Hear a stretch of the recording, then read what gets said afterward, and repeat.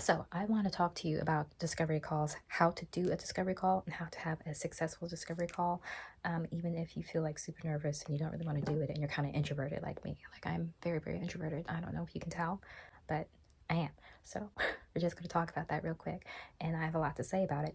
And I have to remember that my camera's right here because I just got off of a amazing discovery call with a potential new client, a pretty sure new client who's going to start with me in December.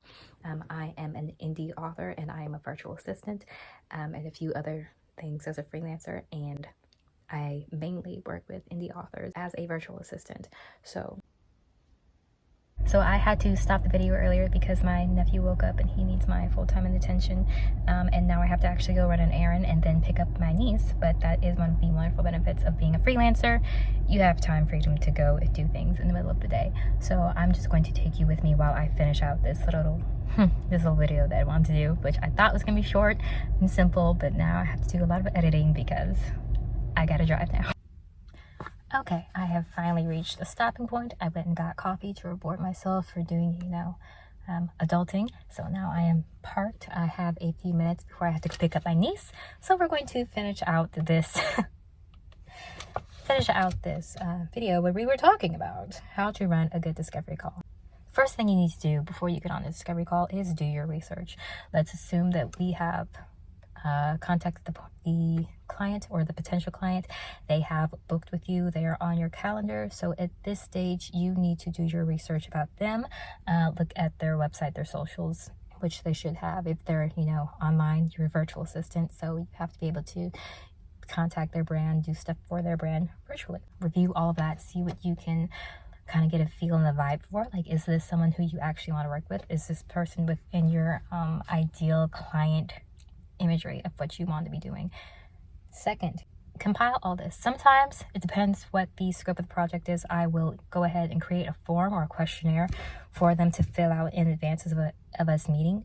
If we have already discussed kind of what they want to do, what information they need, then I will use what I have and kind of build off of that and make sure that these points that they've already told me they want to talk about, I am prepared to talk with them about that, or I am actually capable of delivering that. And I'm just looking down here at my tablet because that's where I wrote notes about all the points that I want to cover. So once you have that research done, you've collected that somewhere. I like to use Notion now for where I keep notes of people who I may or may not be working with. I don't want to necessarily put them in my full CRM because the client's distracted by a bird. The client may or may not actually choose to work with me, and it's easier to eliminate that file or just delete it out or archive it wherever than going through my whole CRM process.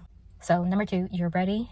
You are day of about to hop on a call with a potential client that you really want to work with, and you're excited about it and you're kind of nervous, and because that's just it feels weird, especially if you're an introvert. It can just feel kind of weird to kind of just have to get on the camera and talk about yourself or whatever. But here's the thing. You don't necessarily talk about yourself.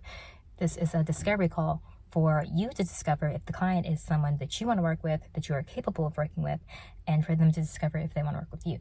So number 3, you're going to let them talk. You're going to have control of the discovery call. Like you're gonna kind of like set it up. This is who I am, this is what we're doing, and this is how I would like for this to go as we talk and all that good stuff. But you're mostly going to listen to them talk and how they express themselves and let them tell you what they need. You're going to take good notes, and to avoid having to like pause and write and miss stuff and use shorthand that you're not going to be able to remember later, you can use something like Otter.ai. Otter.ai will record both the audio and transcribe in real time. So not only will you have an audio recording of the conversation, you will also have transcribed notes that you can put into your meeting notes, your CRM, wherever you put your stuff.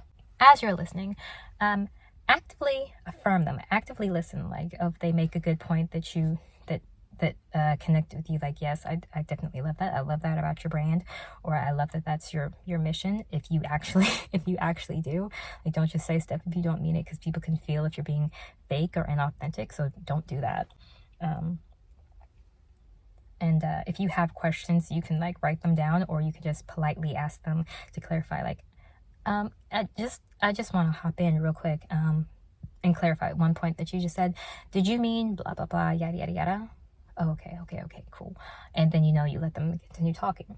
When you are talking to them, and since it is usually video, some people you can do voice or calls, whatever, but a lot of people, they like to do video because you don't actually have that in-person meeting face to face, and you can't really check their vibe, and they can't check yours. So when you're talking to them, have open body language, you know.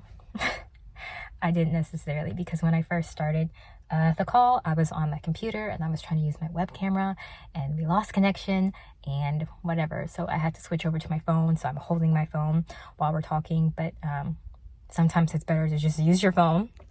Stop trying to make a complicated setup, because she said she could see me better and she could hear me better, because apparently my phone has a better camera and mic than, you know, my web camera, which only does one thing. But okay. All right. I don't know what number this is. This might be 4 or 5 because I did not number them on my list. You're going to speak like it's already a done deal. Like, you're going to use language like, I am so excited to get started working with you. And when we start working together, instead of if, or if you want to, or kind of unsure, if it's actually someone that you want to work with, if you want to actually seal the deals, like, use language like that. Like, when we start working together, it's going to be like this, that, and the other. When I work with clients, I generally use this program to communicate. My hours are doing like this, whatever, for clients. So when we're working together, it's going to be like this, that, third, and the other. So just go ahead and speak like it's a done deal, like I've already agreed to it. If you actually want to work with them. And I say that, I say if you actually want to work with them, because since you are a freelancer, since this is your business, you're not working for them. You are not an employee. You are working with them. You are a business entity, all your own. So this is more of a collaboration, teamwork thing than this person up here, you're working for them, you're down here working for them. It's not like that. It's like you're both here and here, okay? Same level. So just understand that you don't have to work with them. Just like with the job interview, even in that type of situation, you can decline the job interview. You can decline working with the client, but that's not what we're talking about today. Although that would also be a successful discovery call if you discover that you don't want to work with a client.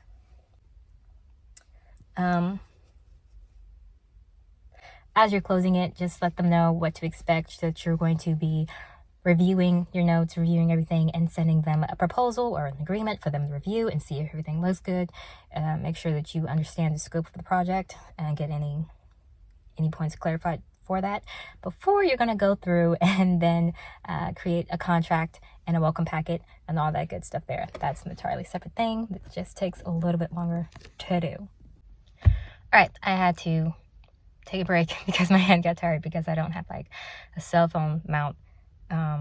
The tie up, the one that I do have, is like over here, and it's basically for like navigation and stuff like that, so it doesn't do me any good. And we are finally to the last point, which I kind of touched on. You can say no. You do not have to work with a client. If you feel like you're not a good fit for this client, or this client might be difficult, or whatever it is, whatever reason you have for not wanting to work with them, you're at capacity, it's just not the type of work that you want to do anymore, whatever it is, you can say no, and you should be professional about it. Don't just say, I don't like you, or whatever, or you got bad vibes. Don't do that. Be very gracious, be very professional. Like, thank you so much for meeting with me earlier. You can say, although you and your business are something that are really like edify them, just although you and your business are doing really great things in this space, in my business, I find that I no longer enjoy doing this type of work, so unfortunately I will not be able to work with you on this project. Or you can say something like, if you have someone else that you can refer them to, you can refer them. Like, unfortunately, while I am not able to take on your project at this time, I know a very great XYZ copywriter, virtual assistant, whatever, who I would like to introduce you to. If you're open to that, I can get you their contact information and let them know to expect to receive a contact from you at such and such time. And pass along, and it's goodwill, and it's good for you because you are able to connect the client who is in need of someone with someone who is in need of work, and you may or may not be able to have someone referred to you from that other person if you guys are in the same industry or industries to work well together, like a web designer and a copywriter. And then also if that's something that you do a lot, you could also have like a finder's fee. If those people work together, if they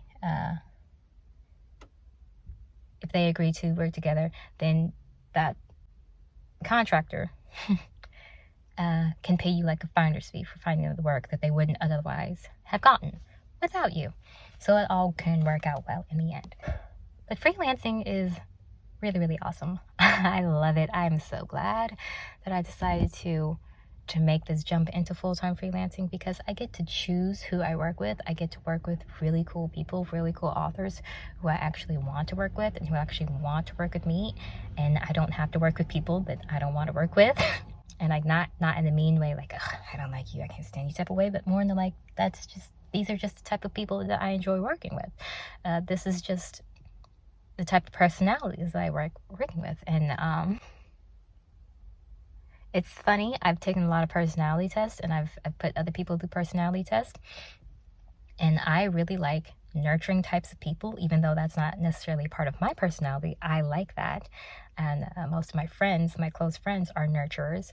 And then this one, I think she's probably an 8. If you know Enneagram, I think she's an 8 just because she's just got a lot of passion and fire and focus, which is so good to have in a client. Like, she's very clear on what she wants, and that is amazing. And I'm going to do another video, I think, about signs that someone may be a good client, because there's red flags and there's green flags in any type of relationship. And when you're a freelancer and you're working with independents or other people, like one-on-one, you want to like your clients, okay? You want to be able to say, I actually like you as a person, because that just makes for a good working relationship. But I think I will be doing that video. Red flags and green flags to look for in potential clients. And if that's a video that you would like to see, definitely subscribe to this channel. Like the video if you like the video, and I will talk to you another time.